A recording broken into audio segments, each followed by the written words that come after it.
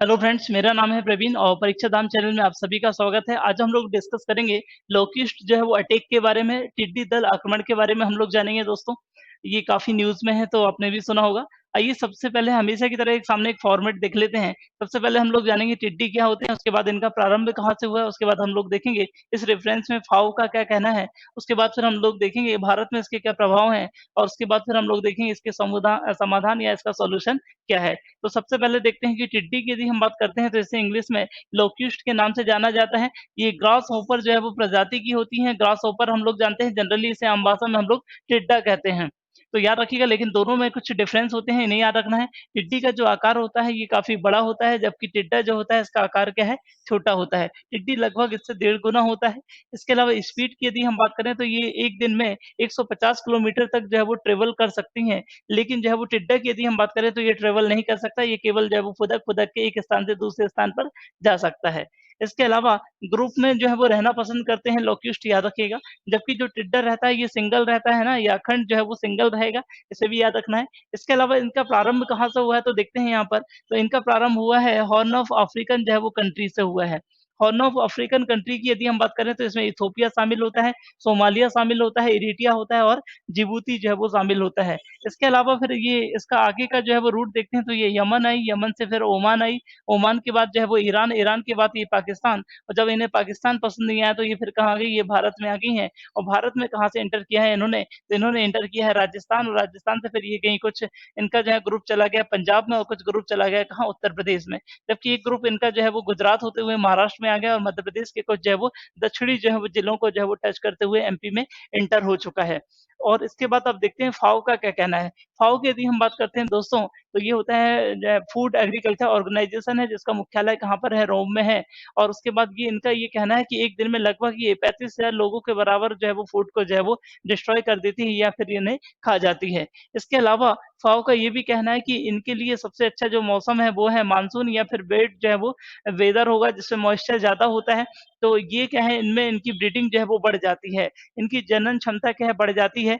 इस कारण जो है वो यदि ये मानसून में जो है वो क्या करेंगी, 1 मंथ में लगभग जो है वो अपनी जनसंख्या का 5 टाइम्स जो है वो बढ़ा लेंगी।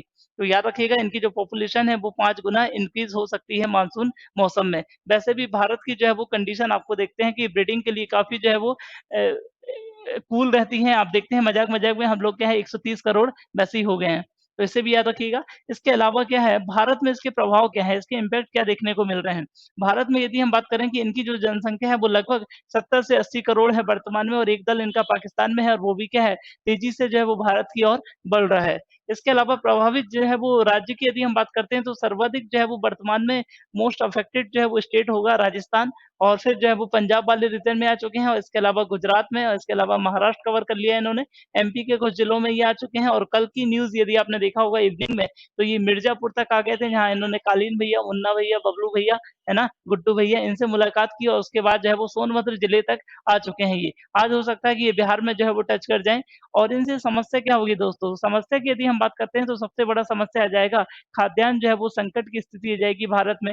फूड जो है वो क्राइसिस आ जाएँगे। वैसे ही आप देख रहे हैं कि अभी महामारी चल रही है, और इसमें भी जो है वो फूड की समस्या वैसे ही आ रही है। इसके अलावा फिर अब ऊपर से कोरोना, और ये जो है वो एक और समस्या आ गई है, टिड्डी दल। ये तो वही बात हो गई कि यदि आपने जिस दिन जो है वो सिर मुड़ाया और उसी दिन क्या है आपके ऊपर ओले गिर गए हैं। तो ये कहावत यहाँ पर सेट होती है, इसे भी याद रखें। इसके अलावा समाधान की यदि हम बात करें तो वैज्ञानिकों का ऐसा कोई समाधान नहीं मिल रहा है, लेकिन फिर भी आप देखते हैं तो कीट जो है वो नाशक जो है वो छिड़काव से भी जो है वो इनके जो है प्रभाव को कम किया जा सकता है। तो बहुत अधिक मात्रा में आपको क्या करना पड़ेगा, कीटनाशक जो है वो छिड़काव करना पड़ेगा, है ना? हो सकता है कि इसके लिए हेलीकॉप्टर का यूज़ करे सरकार, और वैसे भी कर सकते हैं। फूल बरसाने के लिए जब आप हेलीकॉप्टर का यूज़ कर सकते हैं, तो कीटनाशक बरसाने के लिए क्यों नहीं किया जा सकता है? इसके अलावा ध्वनि उत्पन्न करके भी जो है इनके प्रभाव को कम किया जा सकता है।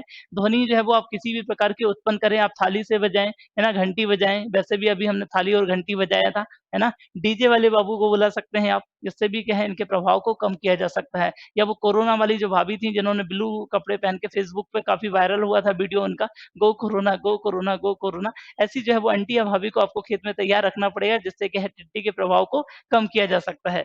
इसके अलावा पायलट प्रोजेक्ट चल रहा है, एक और जो है वो कॉन्सेप्ट आया है ये यमन और पाकिस्तान में स्टार्ट हुआ है, आप देखते हैं कि इसमें है क्या? यमन के एक व्यक्ति हैं, उनका ये कहना है कि टिड्डी यदि फसलों को खाएँ उससे पहले जो है वो हम इन्हें खा जाएँ। है ना? ये हँसने वाली बात लग रही है लेकिन अभी देखते हैं आगे क्या है। इनका ये कहना है कि सबसे पहले जो है वो टिड्डी को पकड़ें, टिड्डी को पकड़ने के बाद जो है वो इनका उपयोग कहाँ किया जाएगा, मुर्गियों के जो है वो भोजन के रूप में इनका उपयोग किया जा सकता है और पाकिस्तान ने इसको प्रारंभ भी कर दिया है, अभी हम लोग देखेंगे। और क्यों किया जाता है मुर्गियों के भोजन के रूप में इसे क्योंकि जो है वो इनमें जो है वो न्यूट्रिशन जो है वैल्यू बहुत अधिक होती है। प्रोटीन लगभग जो है वो 70% भाग पर मिलता है इनमें, 70% जो है वो प्रोटीन पाया जाता है, जबकि सोयाबीन की यदि हम बात करते हैं, तो सोयाबीन में 35 से 40% क्या है प्रोटीन आपको मिल जाएगा। तो ये क्या है कि इनको जो है वो फ़ायदेमंद है, जैसे पोल्ट्री फार्म में इसका उपयोग किया जा रहा है और आगे जो है इसका उपयोग जो है वो डेयरी या जो है वो मछली पालन में भी इसका उपयोग कर सकते हैं। इस तरीके से यदि ये कारगर सिद्ध होता है तो हम आपदा को जो है वो अवसर में बदल सकते हैं। लेकिन जो है वो टिड्डी को कैसे पकड़ा जाएगा, तो टिड्डी को पकड़ने के लिए नाइट का जो है वो समय सबसे उपयुक्त होता है क्योंकि ये मृत अवस्था जैसी हो जाती है नाइट में क्योंकि ट्रैवल नहीं करती हैं और एक ही जगह इकट्ठी होती हैं और पाकिस्तान की यदि हम बात करते हैं तो पाकिस्तान में जो है वो किसानों को क्या है 1 केजी यदि आप टिड्डी पकड़ते हैं तो ₹20 जो है वो प्रोवाइड किया जा रहा है। स्टार्टिंग में सब लोग इसको मज़ाक में ले रहे थे लेकिन अब आगे देखते हैं कि पाकिस्तान जो है वो हमारे लिए कभी उपयोगी जो है वो साबित हो सकता है। ये प्रोजेक्ट यदि चल जाता है आगे तो जो है वो इससे क्या हो जाएगा कि हम जो आपदा है उसको जो है वो अवसर बनाने में कामयाब हो जाएँगे। Thank you so much.